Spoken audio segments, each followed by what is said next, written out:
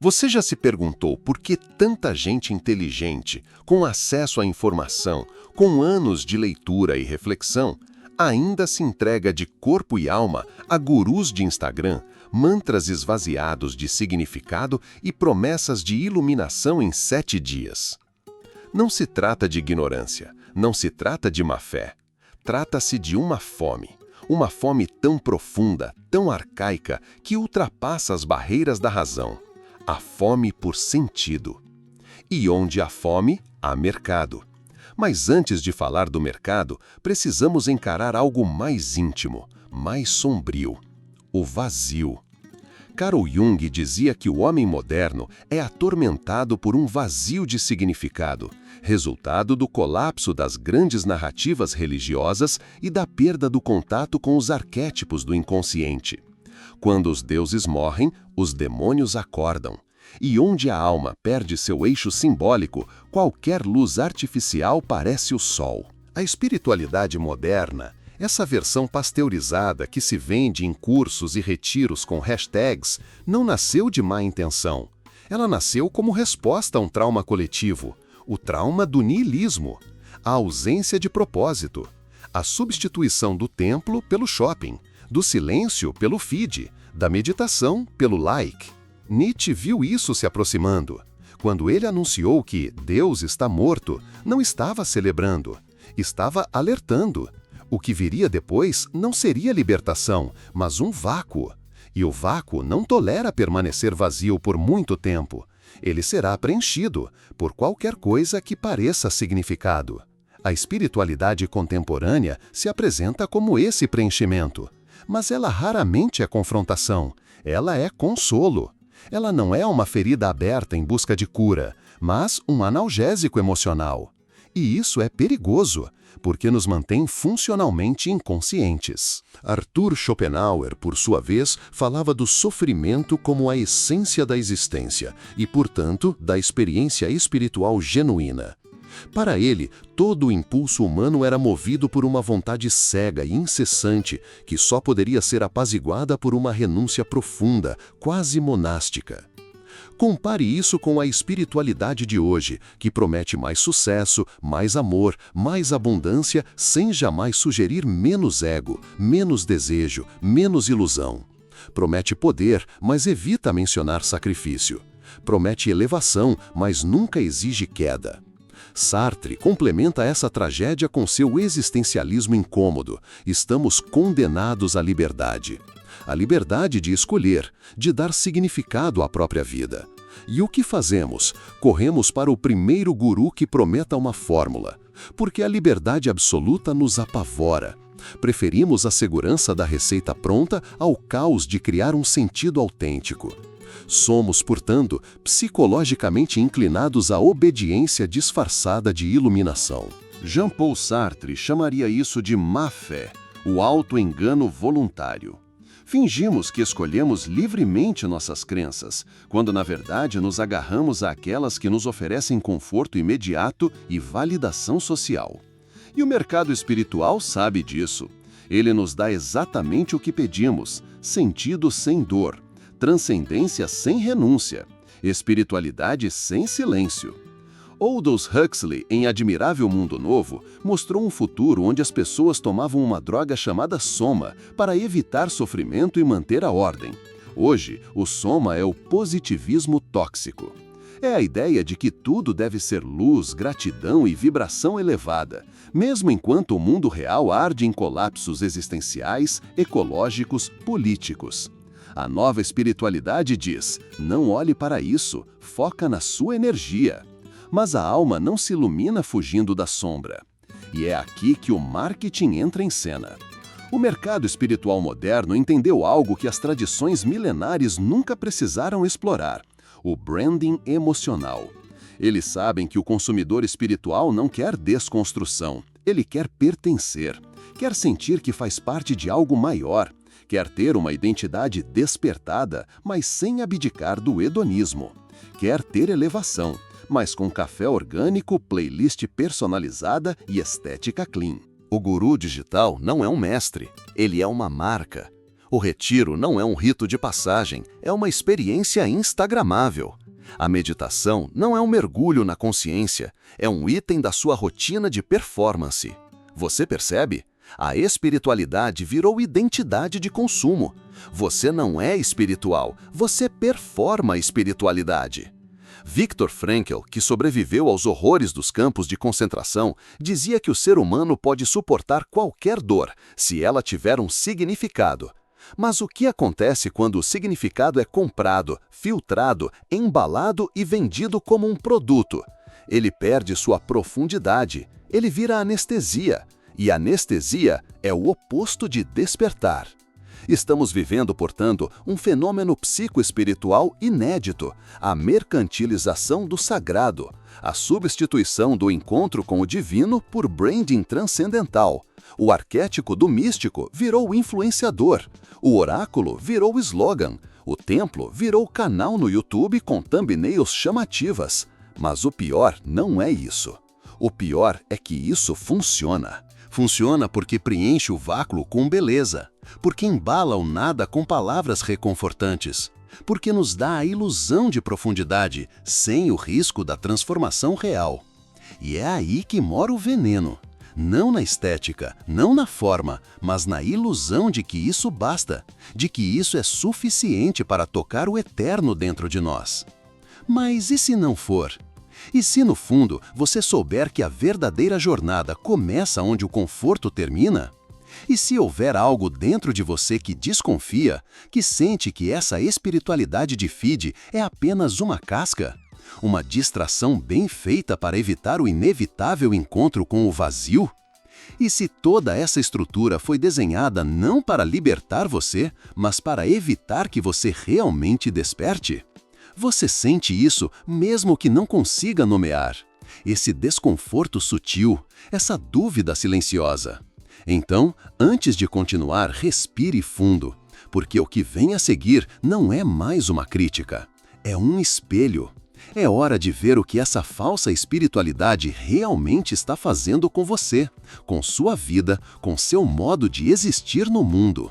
A próxima camada revela as consequências invisíveis, aquelas que corroem lentamente o seu senso de realidade sem que você sequer perceba. Você se sente calmo, mas não em paz. Você se sente ocupado, mas não em movimento. Você lê sobre chakras, mantras e expansão da consciência, mas, no silêncio do quarto, sente aquele eco familiar. Um vazio elegante, silencioso, bem decorado com incensos e playlists de 432 Hz. Bem-vindo às consequências invisíveis da espiritualidade embalada para consumo. Não são dores agudas, são erosões sutis. E como todo colapso profundo, ele não vem com alarde, ele vem com suavidade. É fácil não perceber. É fácil confundir o brilho da embalagem com a luz da transformação. Mas enquanto você acumula cristais e repete afirmações no espelho, algo mais essencial está sendo corroído: sua autonomia espiritual. Você trocou a jornada por um produto. E produtos, por definição, não pedem esforço, pedem compra. A nova espiritualidade removeu o abismo e o substituiu por slogans.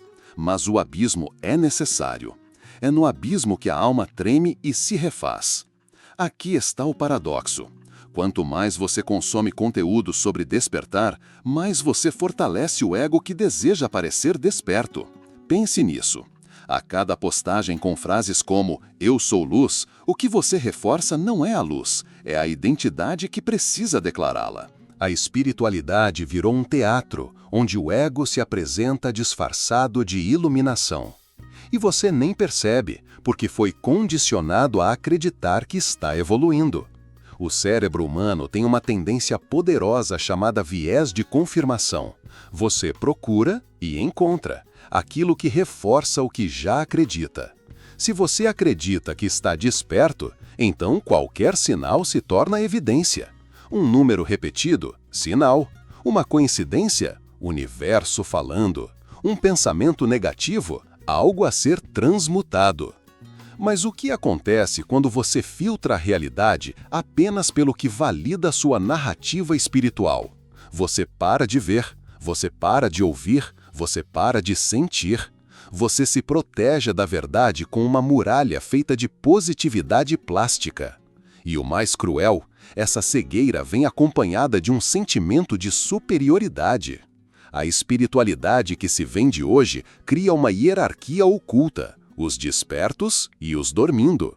Você é incentivado a se afastar de pessoas negativas, manter sua vibração elevada, não se envolver com energias densas. Mas isso também significa abandonar a compaixão real, a que mergulha no sofrimento do outro.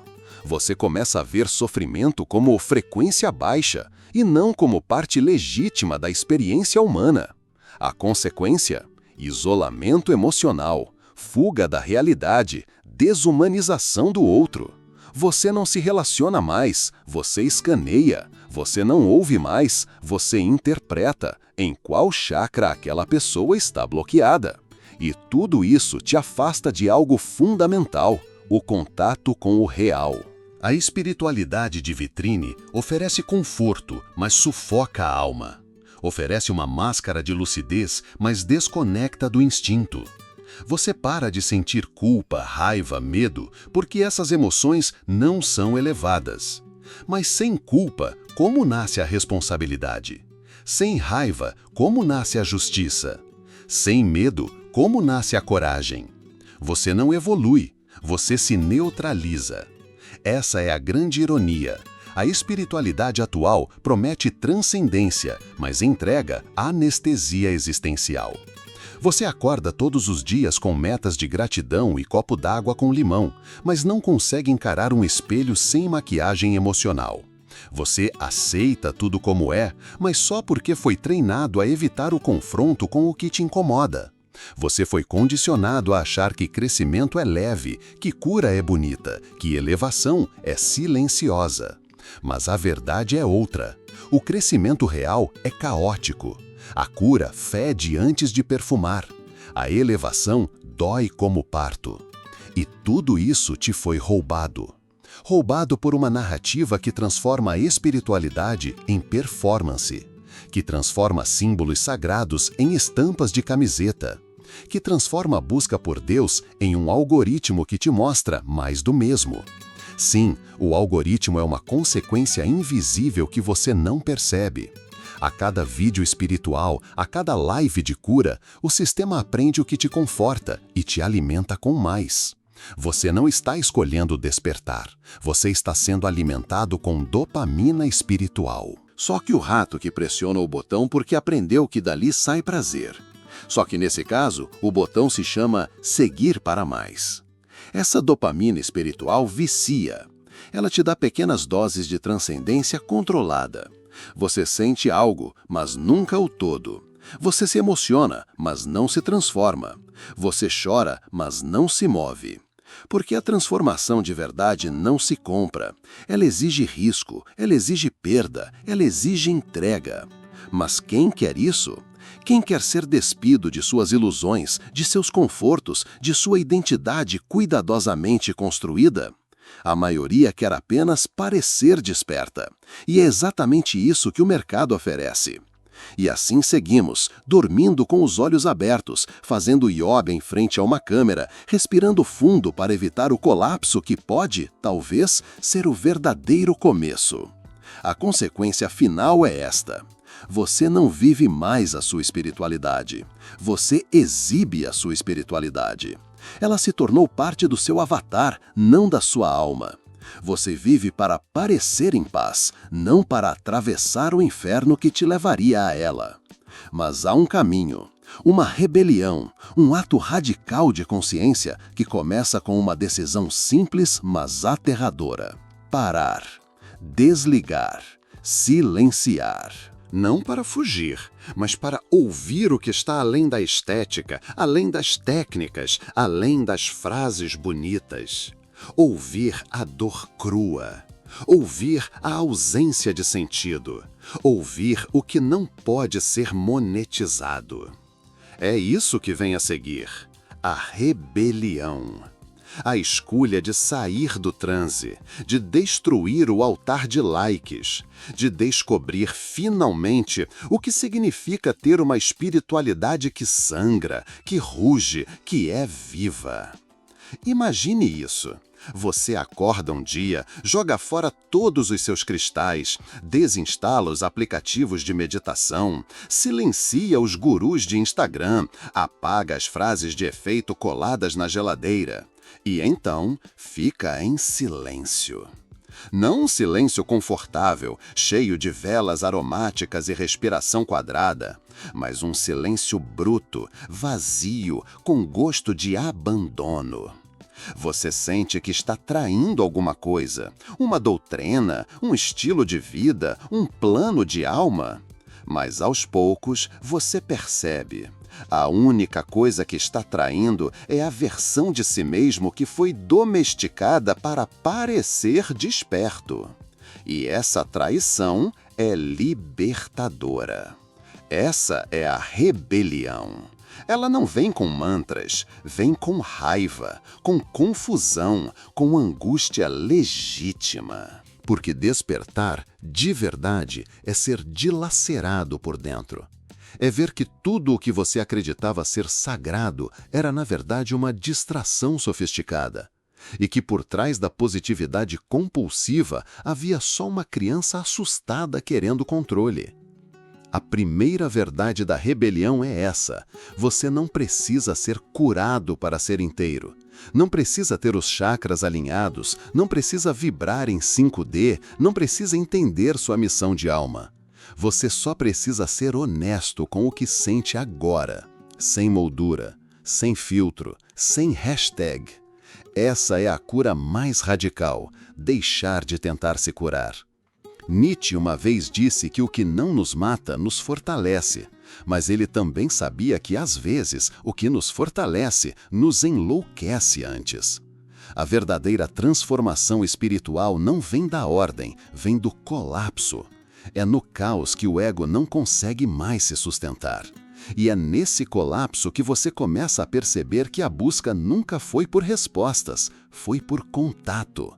Não com o universo, não com seres de luz, mas com sua própria selvageria. Você foi ensinado a domar seus instintos para parecer elevado, mas talvez espiritualidade seja justamente o contrário: reconectar-se com aquilo que é primitivo, cru e intensamente humano. Chorar até soluçar sem saber o motivo, sentir raiva sem espiritualizar, questionar tudo, inclusive o sagrado. Porque despertar, de verdade, é ser dilacerado por dentro.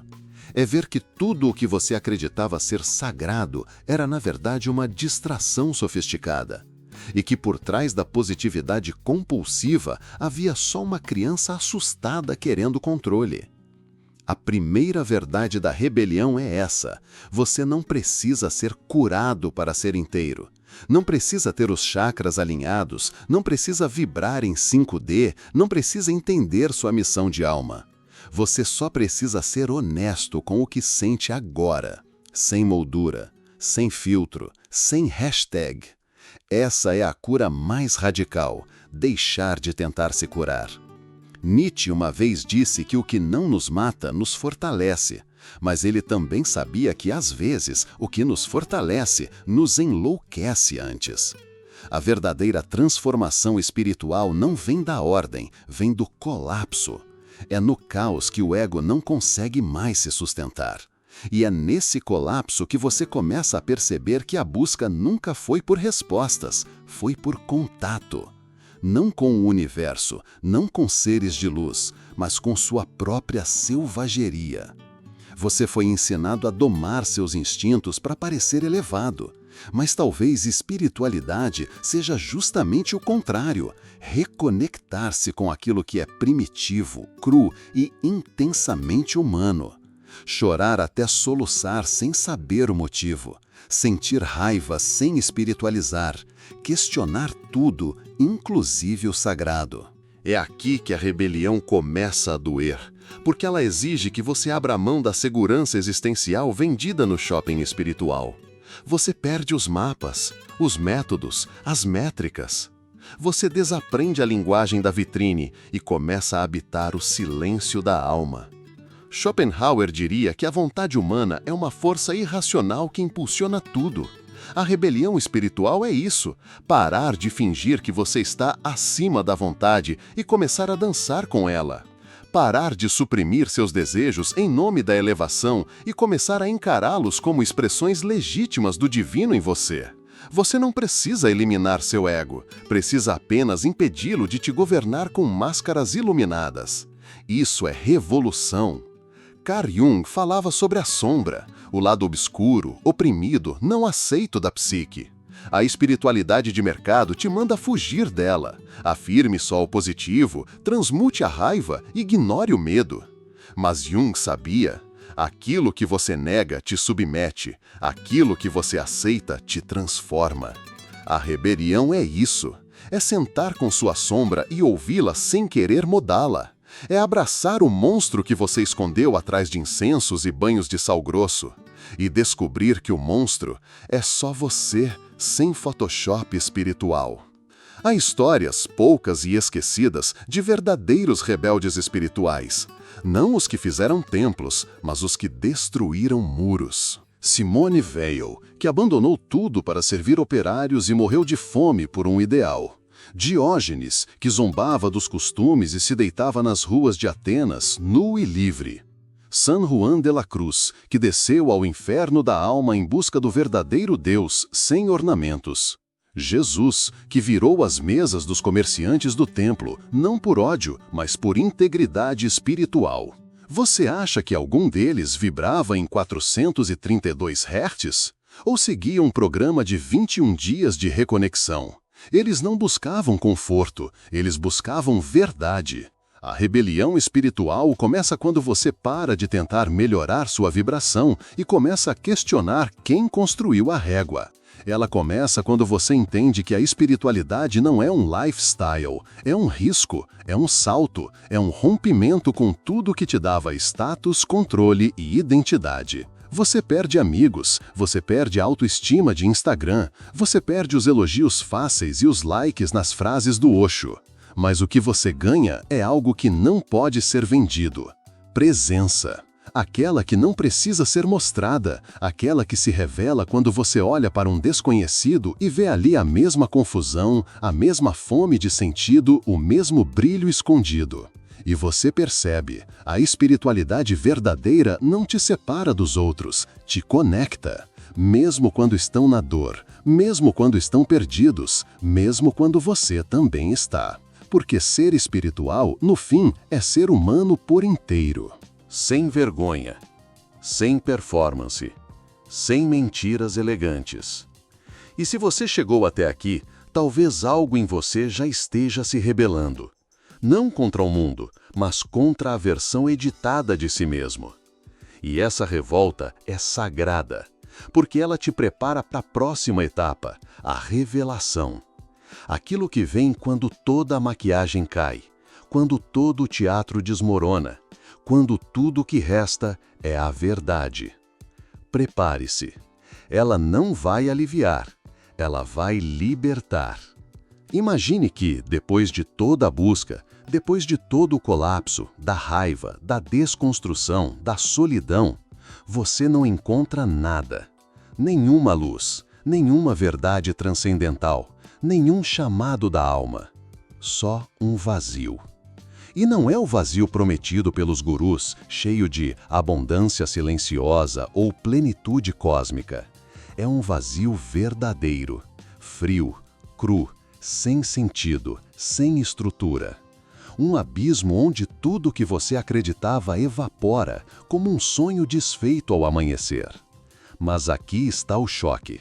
É nesse vazio que finalmente você respira, pela primeira vez.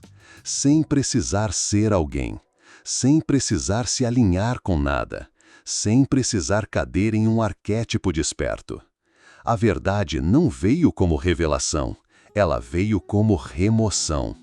Não foi um novo conhecimento, foi o desaparecimento de todos os ruídos. E no silêncio que sobra, algo selvagem, incômodo e ao mesmo tempo belo começa a se mover. Você percebe que a realidade simplesmente é, sem você, sem mapa, sem propósito vendido em módulos de autoconhecimento. E que tudo que você tentou ser era uma distração para não encarar isso. A verdade mais poderosa não é uma frase, nem um insight, é um estado. A radical aceitação da realidade como ela é, sem manipular, sem interpretar, sem tentar espiritualizar. É perceber que não há destino esperando por você, só o agora e o que você decide fazer com ele. E esse agora é brutal, mas é livre. Você não tem uma missão de alma, você tem escolhas. E ao contrário do que te ensinaram, isso não é uma perda de sentido. É o nascimento do verdadeiro significado, o que você constrói com o próprio suor, com as mãos sujas da sua humanidade. Essa é a espiritualidade que não se vende em pacotes, porque ela não promete nada, ela não resolve sua vida, ela não realiza seus desejos, ela não te dá segurança, ela te dá responsabilidade. Viktor Frankl sobreviveu a campos de concentração e concluiu: o sentido da vida é dado por aquilo que você faz com o sofrimento. Não há transcendência fora da realidade. Não há iluminação que negue a dor. Não há elevação que ignore o concreto. O que há é um tipo de lucidez, uma clareza dolorosa e magnífica. A vida não deve nada a você. E ainda assim, ela te oferece tudo. Mas só se você parar de tentar comprá-la. Pela primeira vez, você não precisa se diferenciar para se sentir especial, porque percebe que tudo é especial, inclusive a lama, o tédio, o fracasso. A transcendência agora não é um portal, é lavar a louça, é ouvir alguém com atenção, é errar e continuar. Você já esteve lá o tempo todo, só estava distraído tentando parecer espiritual demais para notar. Você percebe que o marketing da espiritualidade vendia algo que só pode ser encontrado quando tudo é abandonado.